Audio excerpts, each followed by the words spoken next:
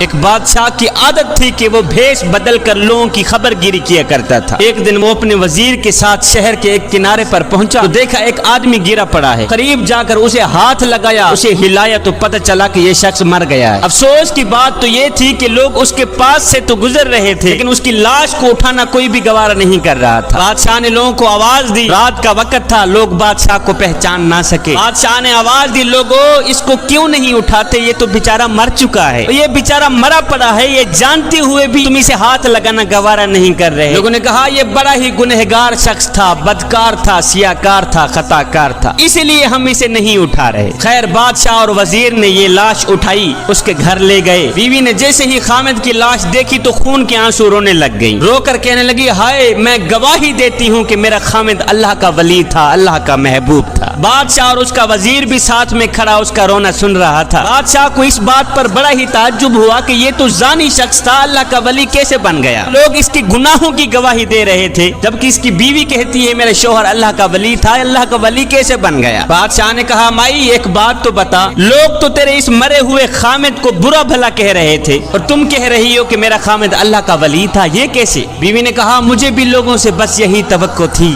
بھائیو، دراصل حقیقت یہ ہے کہ میرا خامد روز شراب خانے جا کر شراب خریدتا اور گھر لا کر گڑھے میں بہا دیتا اور ساتھ میں کہتا چلو کچھ تو گناہوں کا بوجھ مسلمانوں سے ہلکا ہوا۔ پیتا نہیں تھا، وہاں سے شراب لے کر گھر آ کر گڑھے میں بہا دیتا تھا، کہتا جو شراب میں نے خرید کر گڑھے میں ڈالی ہے اگر یہ شراب کوئی اور لے جاتا تو ساری رات گناہوں میں گزارتا۔ اسی طرح میرا شوہر رات کو ایک گندی عورت کے پاس جایا کرتا تھا، اسے ایک رات کی اجرت دے کر کہتا کہ تم اپنا دروازہ بند کر دو، آج کی رات کوئی بھی تیرے دروازے پر نہ آئے۔ صبح گھر آ کر کہتا شکر ہے میرے مالک، آج اس عورت کا اور نوجوان مسلمانوں کے گناہوں کا میں نے کچھ بوجھ تو ہلکا کر ہی دیا ہے۔ اب لوگ میرے شوہر کو ان جگہوں پر آتا جاتا دیکھتے اور برا بھلا کہتے، میں شوہر کو کہتی تو یہ نیکیاں تو کر رہا ہے لیکن جب تم مرے گا تو کوئی بھی تجھے غسل دینے کو آمادہ نہیں ہوگا۔ میرا شوہر مسکرا کے کہتا کہ تم گھبراؤ نہیں، تم اپنی آنکھوں سے دیکھو گی کہ میرا جنازہ وقت کے بادشاہ پڑھیں گے۔ یہ سن کر بادشاہ رو پڑا،